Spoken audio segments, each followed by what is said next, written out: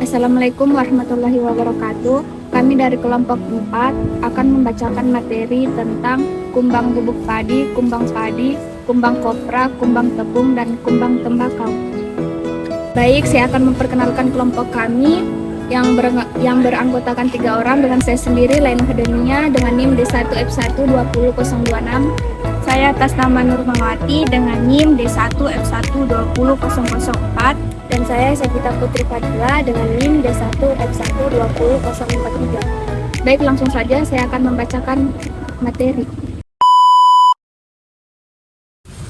Hama gudang merupakan serangga perusak yang menyerang produk di tempat penyimpanan atau komoditas yang disimpan di dalam gudang dan dapat bertahan atau bersembunyi di dalam fasilitas gudang. 1. Kumbang bubuk gabah, Rhizoperta dominica. Klasifikasi kumbang bubuk gabah atau Rhizoperta dominica. Yang pertama, Kingdom Animalia, Phylum Orthopoda, kelas Insecta, Ordo Coleoptera, famili Bostricidae, genus Rhizoperta, spesies Dominica laser grain grower. Morfologi kumbang bubuk gabah Rhizoperta dominica. Imago R. dominica mempunyai bentuk tubuh ramping, cabut menghadap ke bawah dan tidak kelihatan dari atas karena terletak di bawah protoraks dan berwarna coklat hitam atau kecoklat-coklatan. Protoraks berbentuk seperti tudung atau perisai, mempunyai benjolan-benjolan kecil yang kasar, terutama di bagian depan. Pada bagian posterior terdapat gerigi seperti mahkota. Panjang tubuh sekitar 2-3 mm. Antena terdiri dari 10 segmen dengan 3 segmen bagian ujung membesar. Biologi kumbang bubuk gabah Rhizoperta dominica. Yang pertama, telur. Imago betina R. dominica mampu bertelur sekitar 200-500 butir. Telur diletakkan pada permukaan bahan simpanan atau pada celah-celah yang terdapat di permukaan butir yang kasar. Telur R. dominica akan menetas dalam waktu 5-11 hari. Yang kedua, larva. Larva mengalami 3-5 instar. Larva instar pertama memiliki setae yang khas pada posterior. Larva instar kedua mampu bergerak tapi pada larva instar ketiga dan instar berikutnya. Yang ketiga, pupa. Stadium pupa terjadi di dalam butir gabah yang rusak atau di dalam tepung bekas gerekan. Stadium pupa berlangsung selama 7-8 hari. Yang keempat, imago. Perkembangan R. dominica dari telur sampai imago membutuhkan waktu 25 hari. Lama hidup imago dapat mencapai 240 hari. Perilaku kumbang bubuk gabah atau Rhizoperta dominica. Yang pertama, meletakkan telur. Serangga dewasa masuk ke celah struktur kayu yang ada di gudang untuk melindungi diri mereka sendiri. Yang kedua, cara makan. Imago memakan butir dengan cara menggerek, meninggalkan kerusakan yang khas yaitu berupa gigitan yang tidak beraturan pada tepi-tepi butir. Yang ketiga, kawin. Imago R. dominica yang telah berumur 7-15 hari telah mencapai kedewasaan kawin dan dapat memproduksi telur secara maksimal. Yang keempat, perlindungan diri. Serangga dewasa masuk ke celah-celah struktur kayu yang ada di gudang untuk melindungi diri mereka sendiri. Gejala serangan kumbang bubuk gabah. Imago memakan butir dengan cara menggerek, meninggalkan kerusakan yang khas yaitu berupa gigitan yang tidak beraturan pada tepi-tepi butir dan menghasilkan debu tepung. Pengendalian kumbang bubuk gabah. Pengendalian yang dilakukan terhadap hama R. dominica dalam gudang penyimpanan yaitu yang pertama, sortasi, yang kedua, pembersihan kotoran terbawa, yang ketiga, fumigasi dan penyemprotan insektisida. Yang kedua, kumbang padi Sitophilus granarius. Klasifikasi kumbang padi. Yang pertama, Kingdom yaitu Animalia, Phylum Arthropoda, kelas Insecta, Ordo Coleoptera, famili Curculionidae, subfamili Dryoptorinae, genus Sitophilus. Morfologi kumbang padi. Secara umum bentuk tubuh serangga agak memanjang dan silindris serta bilateral simetrisnya sisi kanan dan kiri tubuh serupa.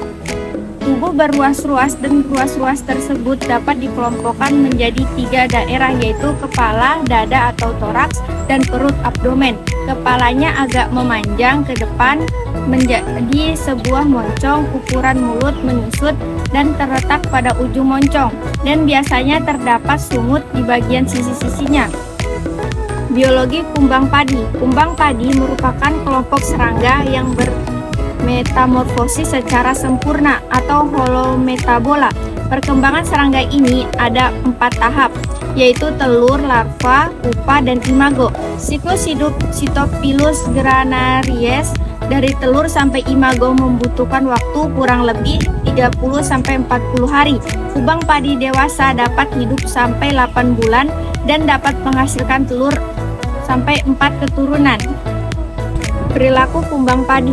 Yang pertama, meletakkan telur. Kumbang padi Sitophilus granarius betina akan melubangi biji dan meletakkan 1 biji telur di dalamnya dan ditutupi dengan sekresi dari ovipositornya. Yang kedua, cara makan. Kumbang padi umumnya makan dilakukan pada malam hari. Pada bulir berbentuknya beberapa lubang tak beraturan bekas gigitan pada bagian permukaan bulir atau biji.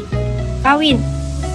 Perkawinan dilakukan dengan cara imago jantan menaiki punggung imago betina sehingga kelihatannya imago betina mendukung imago jantan selama proses perkawinan berlangsung. Imago jantan mendekati imago betina dengan menggesek-gesekkan tubuhnya pada imago jantan. Selanjutnya, gejala serangan kumbang padi. Gejala serangan kumbang padi pada padi dimulai dengan terbentuknya beberapa lubang tak beraturan bekas gigitan pada bagian permukaan bulir padi. Bulir padi yang terserang apabila dibuka akan menunjukkan tanda serangan berupa keberadaan kumbang pada stadia larva dan pupa. Kumbang dewasa yang baru muncul meninggalkan lubang besar yang kasar. Serangan lanjut akan menyebabkan bagian dalam bulir padi berubah menjadi bubuk. Pengendalian kumbang padi. Yang pertama, penjemuran bahan-bahan yang terserang pada terik sinar matahari. Yang kedua, pengaturan penyimpanan bahan dengan baik, teratur pada tempat yang kering dan terawat dengan baik. Yang ketiga, melakukan fumigasi. Yang ketiga, kumbang kopra atau Necrobia furipes. Klasifikasi kumbang kopra, kingdom Animalia, filum Arthropoda, kelas Insecta, ordo Coleoptera, famili Clyridae, genus Necrobia, spesies Necrobia furipes. Morfologi kumbang kopra. Morfologi kumbang kopra terlihat bahwa kumbang kopra terdiri atas caput, antena, alat mulut, toraks, dan abdomen. Pada toraks terdapat 3 pasang tungkai, yaitu tungkai depan, tungkai tengah, dan tungkai belakang. Ukuran tubuh kumbang kopra lebih besar dari ukuran tubuh hama kumbang lainnya. Kumbang kopra memiliki ciri morfologi terdiri dari antena, caput, mata majemuk, abdomen, toraks, tungkai depan, tungkai belakang, dan sepasang sayap. Selanjutnya, biologi kumbang kopra. Siklus hidup, telur diletakkan di atas bahan makanan, larva melewati 3 atau 4 instar yang terdiri memutar kepompong, di mana kepompong terjadi siklus hidup memakan waktu 6 minggu atau lebih tergantung pada jenis makanan dan kondisi fisik. Pada kondisi optimum, laju pertumbuhan penduduk sekitar 25 kali per bulan. Selanjutnya, perilaku kumbang kopra. Yang pertama, meletakkan telur. Telur ditempatkan pada tempat yang banyak material makanannya. Telur menetas setelah 4-5 hari dan melubangi material makanan. Yang kedua, cara makan. Larva memakan dengan cara melubangi material makanan, sedangkan imagonya di permukaan. Yang ketiga, kawin. Imago jantan dan betina saling membelakangi. Yang keempat, perlindungan diri. Elytra yang disebut sayap depan yang pada umumnya bertindak sebagai pelindung. Selanjutnya, gejala serangan kumbang kopra. Kumbang kopra Necrobia rubifes yaitu melubangi biji-biji kopra dan membuat kopra menjadi busuk dan mengeluarkan bau yang tidak sedap. Selanjutnya, pengendalian kumbang kopra. Yang pertama, untuk penyimpanan dapat dilakukan dengan pengasapan atau fumigasi. atau dengan membersihkan atau sanitasi pada gudang tempat penyimpanan. Yang kedua, cara pengendalian untuk tanaman yang sedang dalam proses pertumbuhan biasanya dilakukan dengan menggunakan predator, parasit, patogen sebagai musuh alami. Yang ketiga, adapun yang menggunakan cara mekanis, yaitu dengan mematikan menggunakan tangan atau alat penghalau dengan tirai, atau menggunakan tanaman sebagai tirai untuk menggunakan plastik. 4. Kumbang tepung Tribolium castaneum. Klasifikasi kumbang tepung: Kingdom Animalia, Phylum Arthropoda, kelas Insecta, ordo Coleoptera, family Tenebrionidae, genus Tribolium, spesies Tribolium castaneum. Morfologi kumbang tepung. Morfologi Tribolium castaneum dan Tribolium confusum hampir sama. Yang membedakan di antara keduanya adalah bentuk antena, batas bagian caput atau head, dan bentuk toraks. Antena Tribolium castaneum membesar pada 3 segmen terakhir, sedangkan antena Tribolium confusum membesar secara teratur dari pedikel hingga bagian ujung antena. Bagian caput head Tribolium castaneum hampir bersambung dengan mata dan tidak memiliki gundukan di atas mata. Selain itu, jarak antara kedua mata Tribolium castaneum lebih pendek dibandingkan dengan jarak antara mata Tribolium confusum. Biologi kumbang tepung. Hama Tribolium castaneum mengalami metamorfosis sempurna. Siklus hidup Tribolium castaneum terdiri dari 4 tahap, yaitu telur, larva, pupa, dan imago. Telur Tribolium castaneum tidak berwarna dan mikroskopis. Permukaan telur lengket sehingga partikel makanan dapat menempel dan permukaan telur menetas dalam waktu 2-3 hari. Larva Tribolium castaneum berbentuk silinder dan ramping, berwarna kuning dengan kepala berwarna coklat. Periode larva berlangsung selama 13 hari. Pupa. Pada tahap ini, Tribolium castaneum tidak aktif dan tidak makan karena semua energi digunakan untuk metamorfosis. Periode pupa berlangsung sekitar 4-5 hari. Perilaku kumbang tepung. Meletakkan telur. Telur diletakkan dalam tepung atau pecahan kecil atau rumah. Cara makan. Hama Tribolium hanya memakan sisa komoditas yang telah terserang hama, Cytophilus oryzae, sebelumnya yang berbentuk tepung hama sekunder. Kawin. Kumbang tepung merah betina menunjukkan perilaku kawin atau poliandri. Dalam satu periode kopulasi, seekor betina akan kawin dengan banyak jantan. Perlindungan diri. Elita yang disebut sayap depan yang tebal dan keras bertindak sebagai pelindung. Gejala serangan kumbang tepung.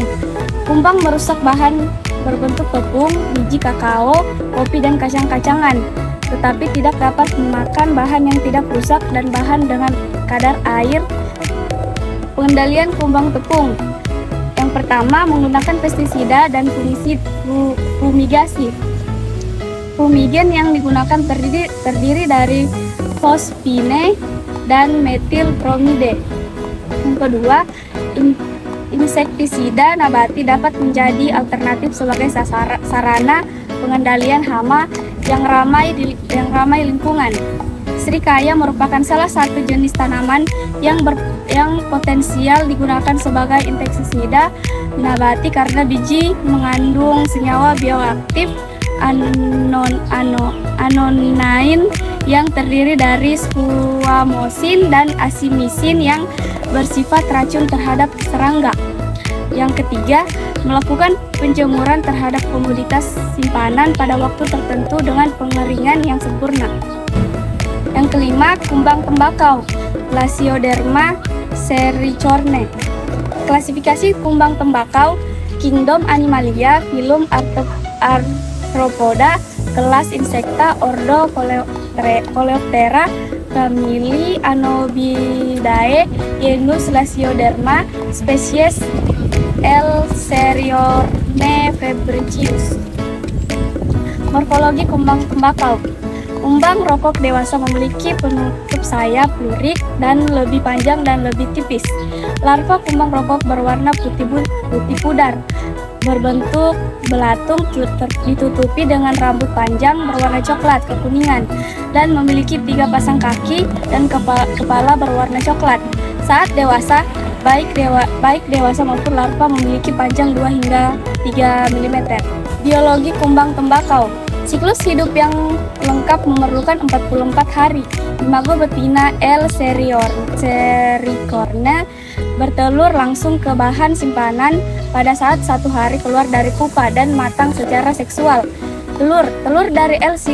sericorne berwarna putih dan berbentuk seperti mutiara, mempunyai panjang rata-rata sekitar 0,4 sampai 0,5 mm dan lebar 0,2 mm. Telur menetas dalam 6 sampai 8 hari.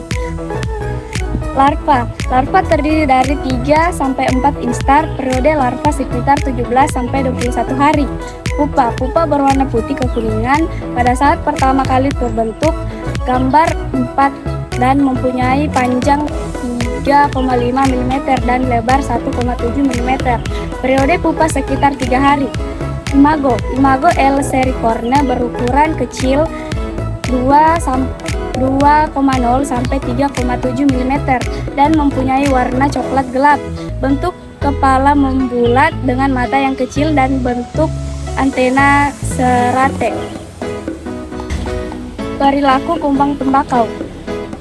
Peletakan telur. Kumbang mulai hidup saat telur diletakkan langsung di atas makanan kering yang disimpan.